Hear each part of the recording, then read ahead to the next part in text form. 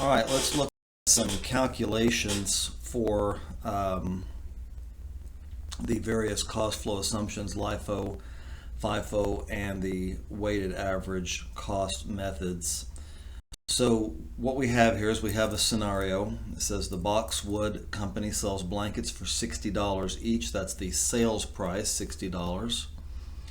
The following information was taken from the inventory records during the month of May. The company had no beginning inventory on May 1st. Well, isn't that convenient?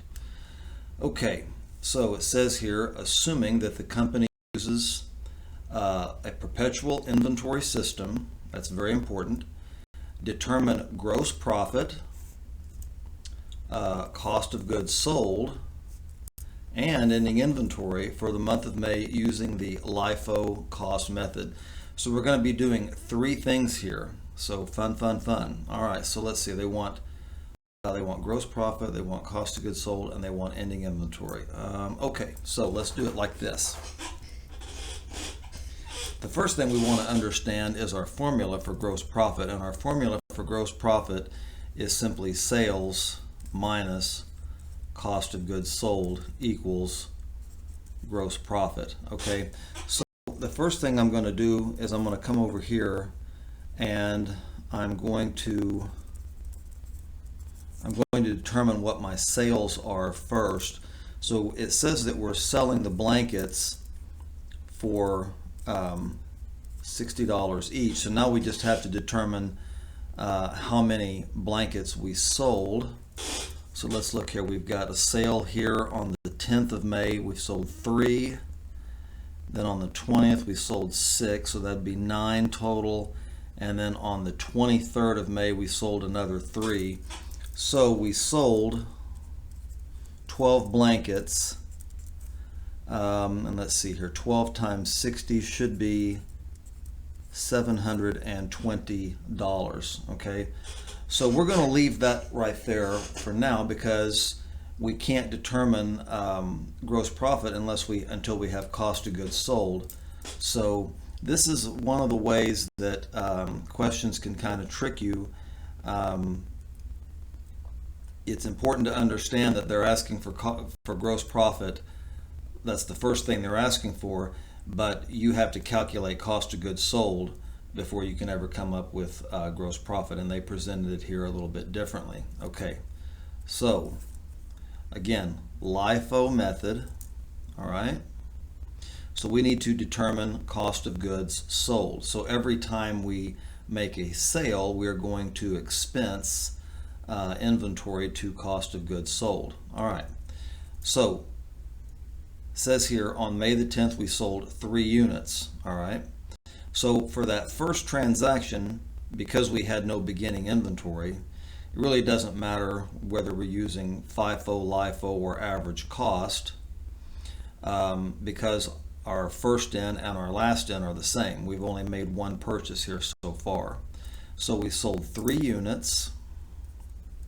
I'm actually going to label this cost of goods sold here.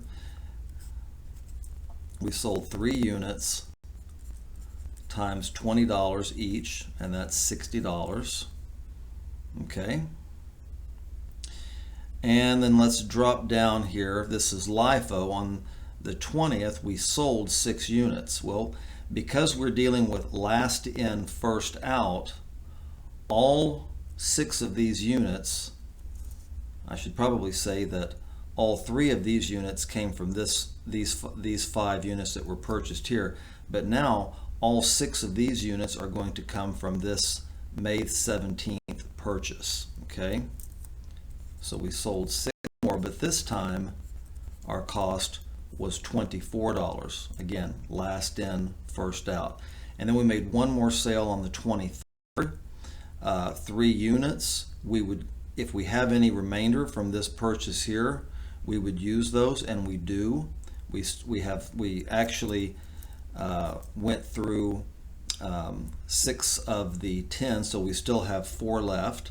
So that's fine. So we merely multiply this 3 times another $24. Let's see, 6 times 24 should be 144. and then 3 times 24 is $72. And then we add these numbers up. Let's see here. We're going to come up with $276. That is our cost of goods sold. Okay, so we have answered part 2 of the question. Now we can come back over here to part 1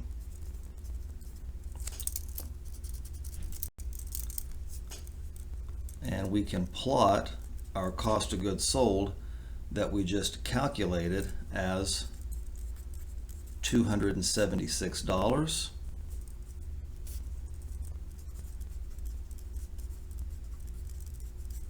All right, and if we subtract $276 cost of goods sold from the $720 in revenue, we're going to come up with a gross profit of $444. So that's our answer to the gross profit portion of the question. And then finally, number 3, ending inventory. Okay.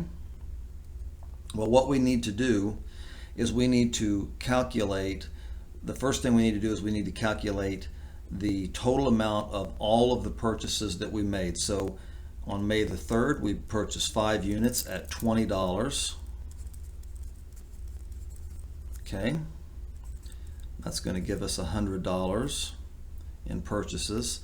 Then we purchased 10 units times 24 is $240. And then we never got to this as far as reducing any of this inventory, but on the last day of the month, or the second to last day of the month, we made another purchase, 10 units times $30, and that's going to give us $300. And if we add all of that up, we come up with $640, and we merely subtract from that our cost of goods sold, which we've already calculated right here. And when we do that, we come up with an ending inventory value of $364.